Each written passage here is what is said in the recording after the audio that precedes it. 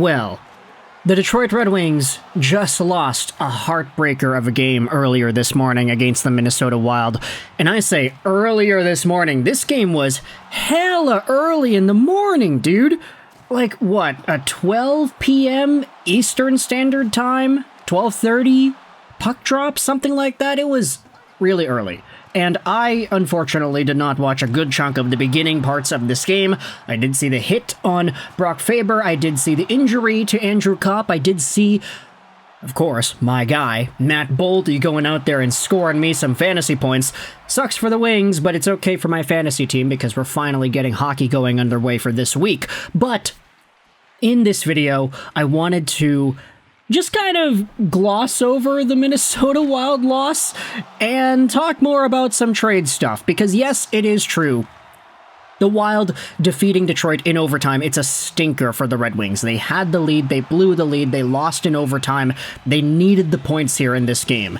I will say, there is a little bit of solace because it was announced that Brady Tkachuk will not be playing for Ottawa against Montreal later today, so if you were kind of holding your hat on Detroit getting some sort of momentum over Ottawa because that wildcard race really is kind of speeding itself up, Brady is out, although Columbus, who is right underneath the wildcard, who is also very much in the thick of it, they just got Boone Jenner and Kirill Marchenko back, so lots to go over when it comes to the NHL playoff race and the standings here, but I wanted to talk about the Detroit Red Wings and what their activity on the trade front could be. Because earlier in today's show, we took a look at the fourth period's trade watch list of 2025 and what the newest update as of February 21st, 2025 ends up saying about the Detroit Red Wings. This article will be linked in the description, as is our ExpressVPN affiliate link. The show is brought to you by Express. Go out there and check out that first link in the description to save some money on your VPN, get some free months, and support this YouTube channel in the process. But if you go back over onto the Trade Watch article, you will see the Detroit Red Wings linked to three particular names. First, you have the third overall guy on the list, Dylan Cozens. Secondly, you have yourselves Elias Pettersson of the Vancouver Canucks, number 10th overall. And then you have yourselves the 37th overall, Trevor Zegras of the Anaheim Ducks. Let's go over each of these names because the Red Wings are linked to all of them, starting out with the write-up on Dylan Cozens. He is in the second year of a 7-year contract, and the Sabres continue to test the waters on him, making him available. Buffalo GM Kevin Adams remains open to trading him, but it seems like if a move happens, it will come in the form of a multiplayer blockbuster. Do the Red Wings, who are one of 7 teams linked to Dylan Cozens, do they have what it takes to pull off a multiplayer blockbuster for Dylan Cozens? We had seen Cozens trade rumors with the Vancouver Canucks and how Elias Pettersson could have been the centerpiece of a trade package over to Buffalo, and Cozens and Byram and a pick or something would have been sent back over to Vancouver. That sort of trade package puts Cozens in the multiplayer aspect of the deal instead of a team shelling out multiple assets to get Cozens. Do the Red Wings have somebody of an Elias Pettersson type caliber that they'd be willing to send over to Buffalo? Probably not. So if they were to go out there and acquire Cozens on the trade block, they probably would need to shell out maybe a few prospects and a pick or something. Maybe a Jonathan Berggren or a Tarasenko or somebody like that, and add on another draft pick or something to make it work. Dylan Cozens is valuable, folks, even though he is definitely been on the down low when it comes to his productivity. He was a lot more productive a few seasons ago. It's why he's got that $7.1 million AAV contract, which ultimately takes him until, let's just say, the tail end of his prime. He's 24 right now. The contract goes on till 2030, which means that by the time the contract expires, he will be in the 29, 30-year-old age range. So kind of towards the tail end of his prime.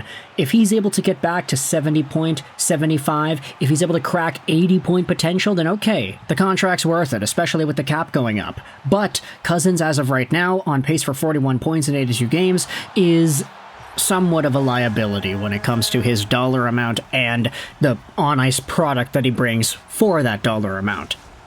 Of course, though, Cozens being linked to Detroit is not new. Elliot Friedman spoke about this on the podcast. There were a bunch of other insiders highlighting Stevie Y's interest in Cozens, a hard-nosed forward that can play a really physical, rough, tough game while producing points. He kind of fits what the Red Wings want. When you think about the Michael Brandsegg-Newgards and the Kaspers and the Danielsons and what their skill sets were when they were drafted, Cozens was like that, but a little bit better. Which is why I think that there still is an attainable ceiling here for Cozens that is number one caliber potential. Maybe at this point in his career, he's never going to be a true bona fide number one center, but if he plays to his best and he's able to round out that potential, he could become a number two on a very good Stanley Cup caliber team. Now, going over to the second name that was talked about in this article here, Elias Pettersson is a guy who should be a number one caliber center. With JT Miller dealt to the Rangers, the Canucks have slowed things down with respect to the Pettersson trade market. They'll continue to listen, but unless someone blows their socks off, Pettersson has expressed his desire to stay in Vancouver. At this point, a move ahead of the deadline may be a surprise, but never say never. Petey is linked to a whole bunch of teams, but Detroit is one of them. I don't think it would be the first time we've talked about the idea of Pettersson to Detroit. I don't think so. Something about the super Swedes and his skill set and the two-way capabilities. You know, people compared Pettersson to Datsuk at some point throughout his career, so maybe there's some sort of a shade there that makes sense. But when we think about the package that Buffalo would have proposed over to Vancouver for Pettersson for Cozens, Byram, and a pick, a lot of Canucks fans were pissed off about that. And the same thing applies to Dylan Cozens. If Stevie Y wants to go out there and acquire this kind of a player, would they be willing to trade away an Axel Sandin Pellikka, a top scorer on the team, and another prospect? I'm not too sure if they'd be willing to bite that bullet. Maybe if they want to get super fancy with it, they want to get really interesting, I don't know, send over Patrick Kane and Axel Sandin Pellikka and a really good prospect that's just on the cusp of breaking out. But of course, that's just me spitting off the top of my head. Don't take that as anything serious. It's just sort of proposing hypotheticals here. I know Canucks fans would crucify me if that was the trade package that the Canucks ended up getting for Pettersson. Really? You're getting a trade where you don't even get a center back? The Canucks would need to get a center back in some capacity. Maybe a few draft picks from Detroit would be flipped to get somebody like a Josh Norris. But anyways, Pettersson is a fantastic name when he is at his best. And even last year, he did not play his best for a good chunk of the season, but he still finished off the year with 89 points.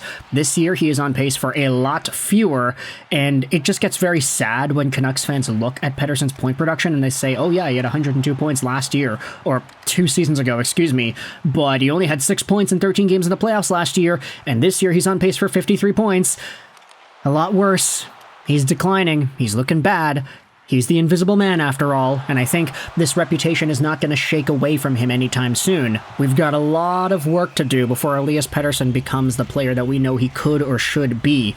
And if the Detroit Red Wings want to take their stab at bringing that out of him, then okay, be my guest, Stevie Y. Let's see what you got. Can you get the best out of Pettersson?